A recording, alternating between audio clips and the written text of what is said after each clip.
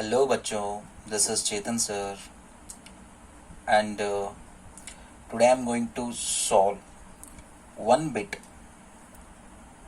of IIT question. So every day I am going to solve IIT question and I call it as a candy, IIT candy.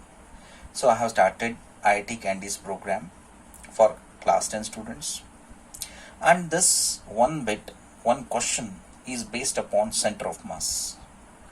So ये जो centre of mass concept है class 11 के chapter 7 में से आता है, system of particles and rotational motion. तो बच्चों ये जो क्वेश्चन है बहुत ही इंटरेस्टिंग क्वेश्चन है. सो सेंटर ऑफ मास पे बेस्ड है. तो हमें इसमें क्या करना है, acceleration of centre of mass find करना है, जो कि क्वेश्चन में दिया गया है यहाँ पे.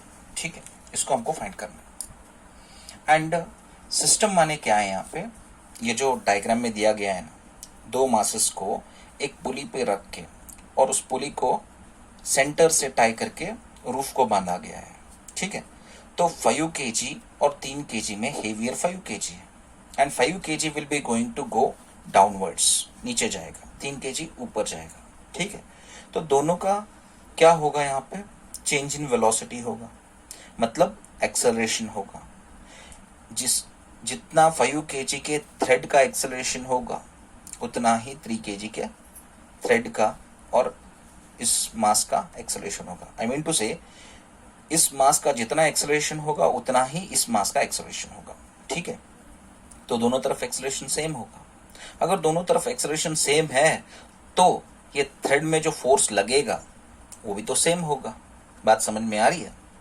लेकिन वेट और मासेस दोनों के अलग अलग होंगे. ठीक है, तो देखते हैं कैसे इसको सॉल्व करना है.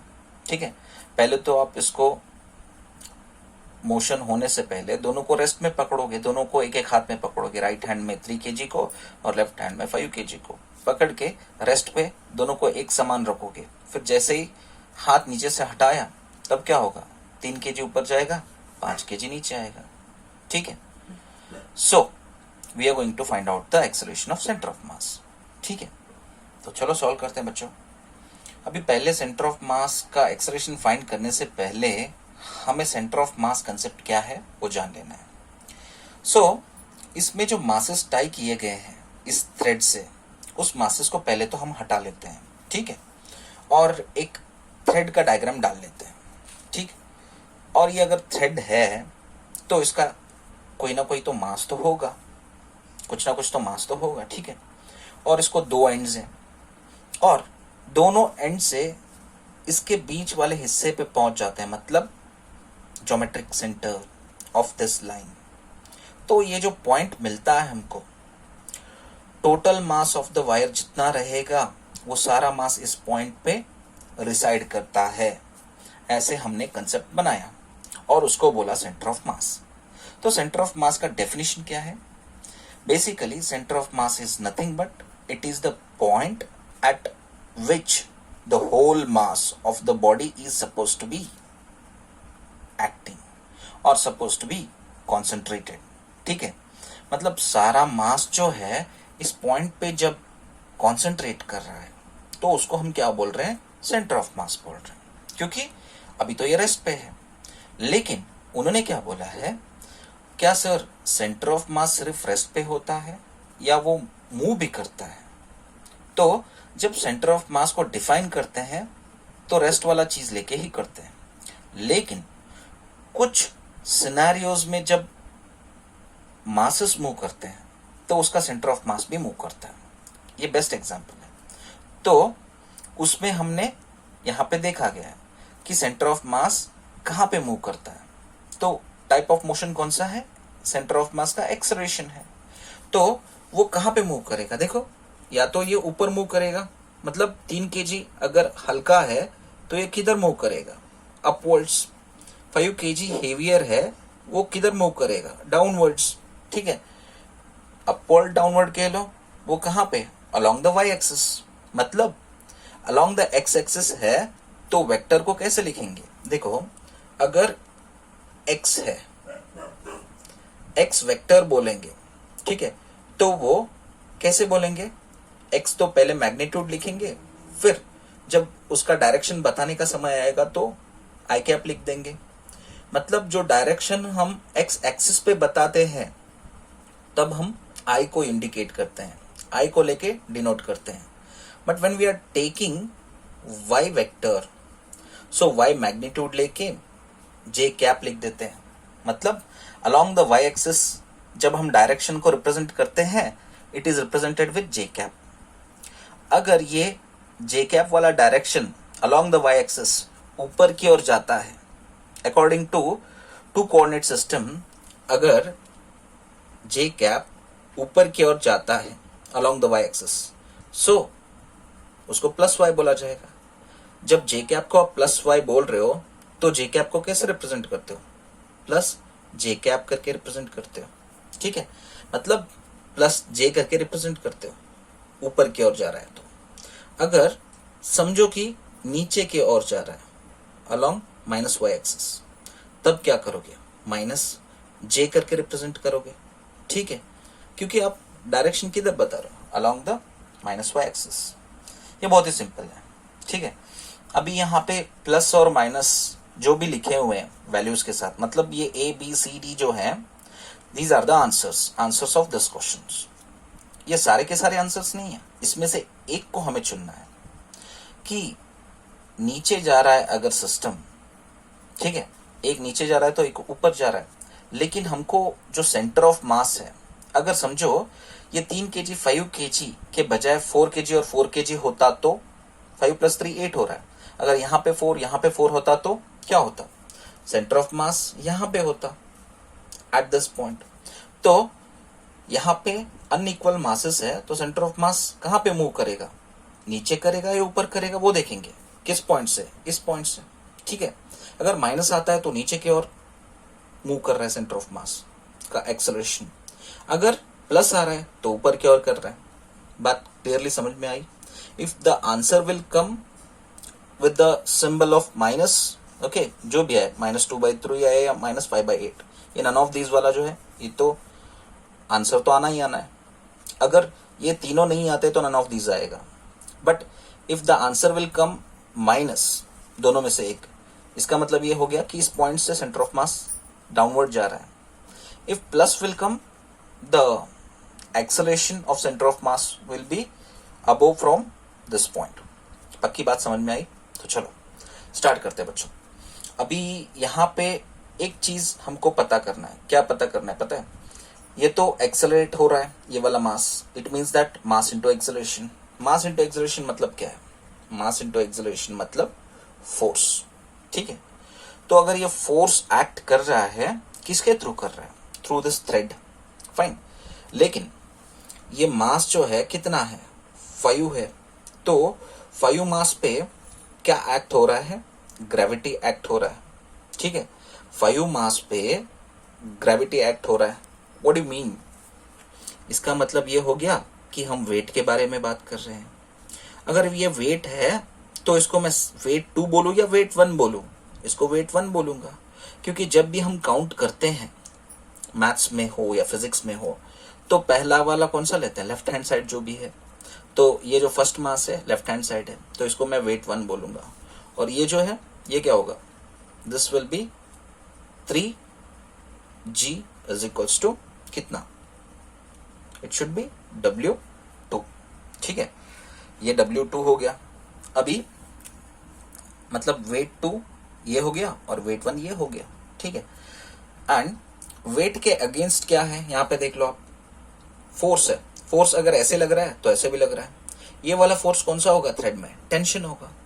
जितना फोर्स यहाँ पे लग रहा है ये पूरे थ्रेड में कितना लगेगा? सेम लगेगा, और वो भी टेंशन T होगा। और ये टेंशन किसके अगेंस्ट है? वेट 2 के against. So we are going to draw like this. So दोनों टेंशन का हमने एरो मार्क दिखा दिया किस डायरेक्शन में है, एक दूसरे को खींच रहे हैं, ठीक है, अपोजिट में है। And this tension is against the weight, this tension is also against the weight 2, ठीक है। अभी देखो यहाँ पे क्या बताना है हमको क्या पता करना है? फोर्स तो एक्ट कर रहा है, इतना तो हमको पता है। अगर फोर्स एक्ट कर रहा है, वो फोर्स किसका सम है? Force will be the sum of what you know weight as well as tension. तो वेट एंड टेंशन का जो है उसका क्या है यहाँ पे, it will be the sum of both. Weight और टेंशन का सम है तो हमको क्या मिलेगा, फोर्स मिल रहा है। देखो यहाँ पे वेट और टेंशन का सम एक्सेलरेशन इनटू मास, मतलब फोर्स मिल रहा है। ठीक है, तो कैसे इसको बनाना है ये देख लेते हैं। First of all how we are going to make this. ठीक, तो पहला सिनेरियो लेते हैं मास 1 का। ठीक है, for the mass 1, for the mass 1 I am going to start. तो मास 1 के लिए पहला मास कौन सा है, 5 kg वाला है। ठीक है, तो यहां पे देखो वेट और टेंशन दोनों एक दूसरे के अपोजिट हैं, लेकिन हम क्या कह रहे हैं, दोनों सम करते हैं एक दूसरे को, दोनों एक दूसरे को ऐड करते हैं, लेकिन दोनों में से एक माइनस आएगा। तो जब माइनस दोनों में से एक आ रहा है तो एक्सेलरेशन क्या आएगा, acceleration will be always positive, क्योंकि वो इंक्रीज कर रहा है।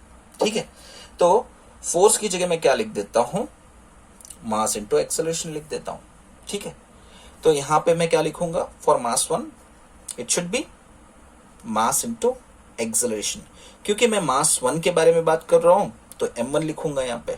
ठीक है, कोई दिक्कत, नो। नाउ अभी क्या करना है, वेट और टेंशन को सम करना है यहां पे। तो वेट का डायरेक्शन किधर है, डाउनवर्ड है, नीचे की ओर जा रहा है। तो टेंशन इस मास को नीचे की ओर जाने से रोक नहीं पा रहा है। इसका मतलब ये हो गया कि टेंशन कम क्वांटिटी है, वेट ज्यादा क्वांटिटी है। तो जब भी आप सम करते हो तो ग्रेटर कौन सा होता है, वेट, और टेंशन क्या होगा, कम होगा। तो वेट में से टेंशन को निकाल रहे हो, और वेट का जो डायरेक्शन है वो एक्सेलरेशन के डायरेक्शन में है। तो एक्सेलरेशन का डायरेक्शन यहाँ पे क्या है, पॉजिटिव है। तो वेट 1 का डायरेक्शन क्या होना चाहिए, पॉजिटिव होना चाहिए। और टेंशन का जो है एक्सेलरेशन के अपोजिट में है, तो मैं क्या करूंगा, प्लस माइनस टी करके लिखूंगा। ठीक है, तो इसको मैं ढंग से लिखूंगा अभी फॉर मास 1। तो वेट 1 कितना है, 5g, g कितना रहेगा, g is nothing but 10 metre पर second square, acceleration due to gravity. जब भी प्रॉब्लम में अगर नहीं दिया गया है g का वैल्यू, तो हमें क्या करना है, 10 मीटर पर सेकेंड स्क्वायर लेना है। And what is this, acceleration due to gravity. और जब दिया गया है कि g is equal to 10 metre पर सेकेंड स्क्वायर, तब भी इतना ही लेना है। अगर 9.8 मीटर पर सेकेंड स्क्वायर दिया गया है तब 10 नहीं लेना है, तब 9.8 ही लेना है। ठीक है, it depends upon the question as well as books, fine. तो वेट 1 का क्या करते हैं हम, weight 1 is nothing but mass 1 into G. तो plus into minus, minus T is equals to mass 1 into A. एक और एक स्टेप लिख लिया मैंने।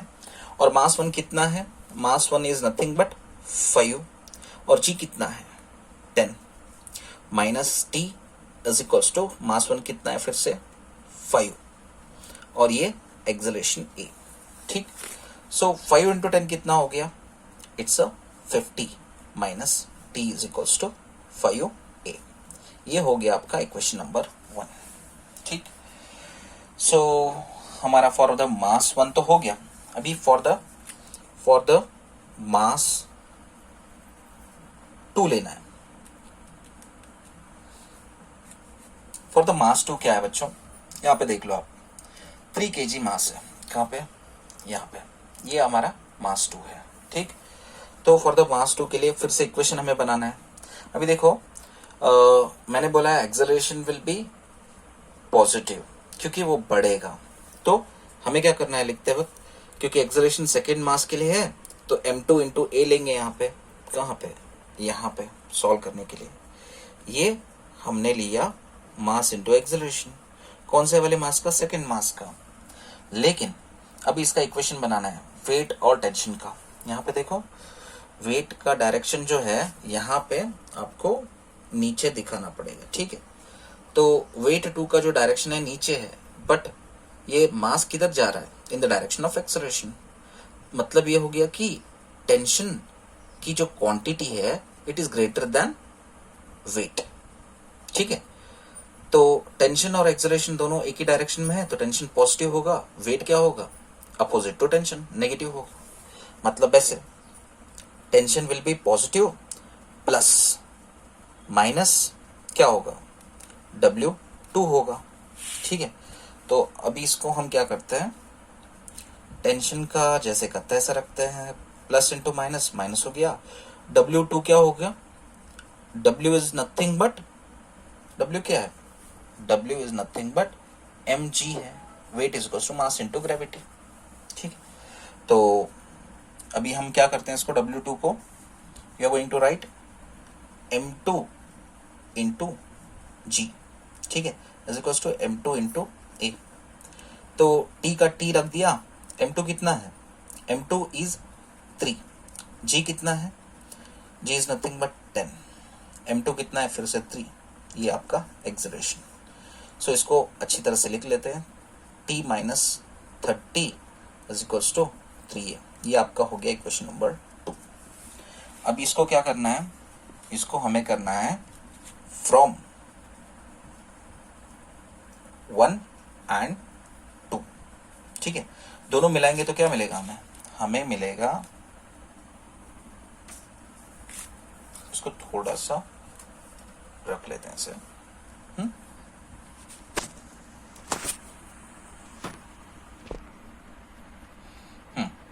अब ये क्या है यहाँ पे,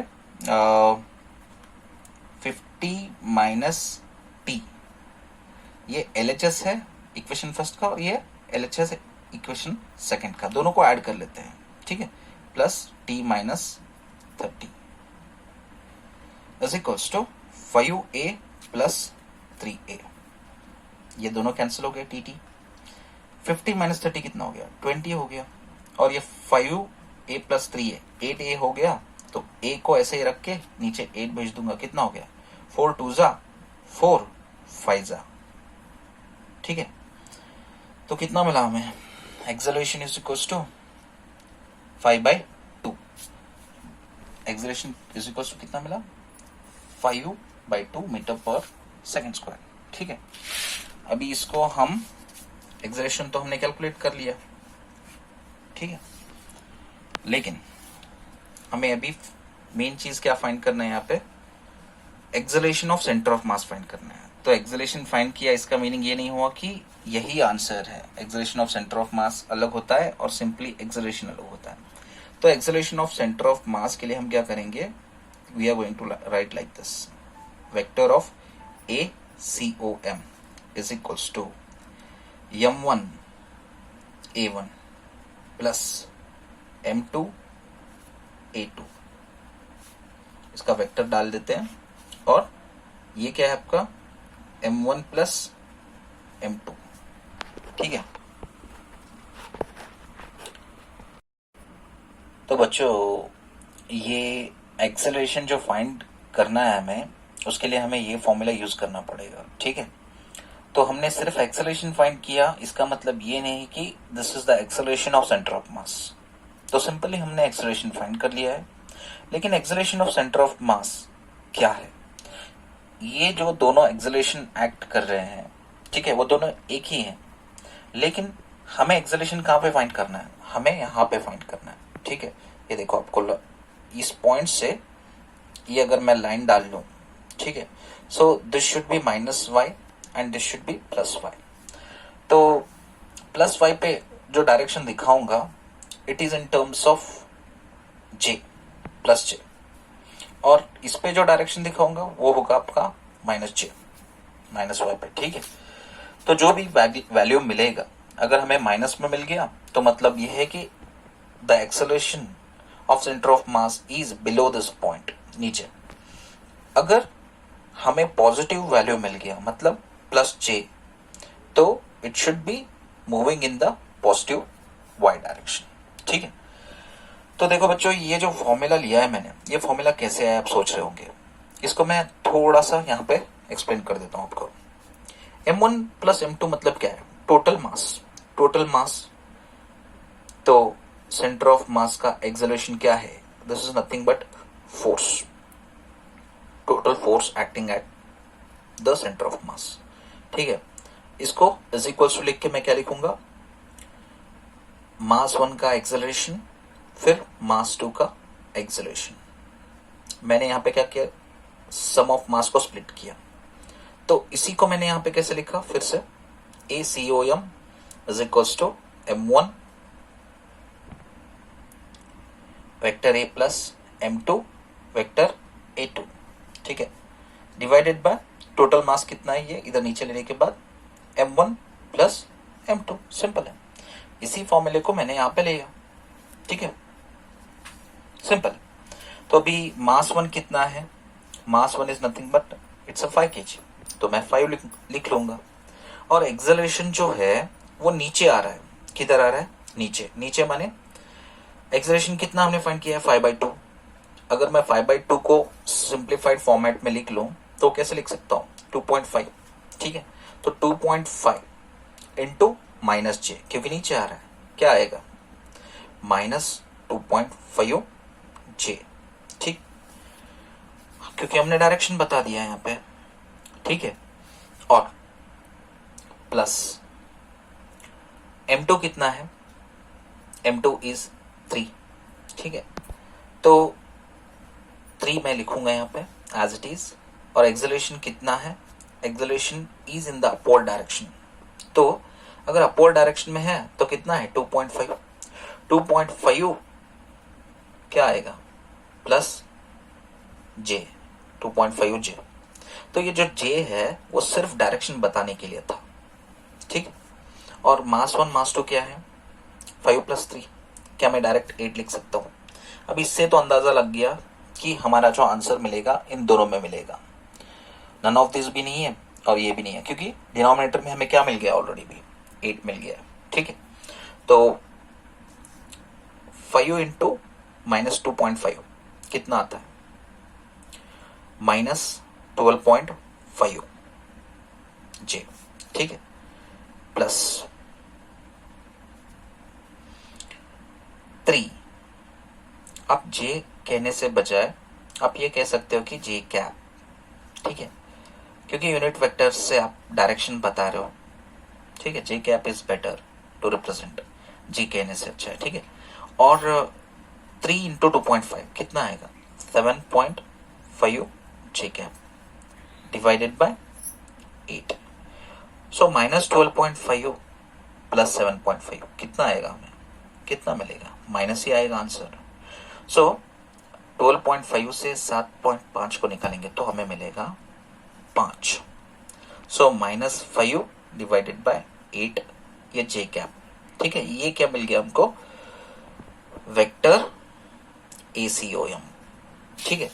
लेकिन if we want magnitude acceleration of center of mass, it should be written as -5/8 meter per second square, ठीक है। This is the answer. ये वाला कौन सा आंसर है, this is nothing but option c. Option c हमें देखिए यहाँ पे, option c is the right answer. So we found this answer. Thank you.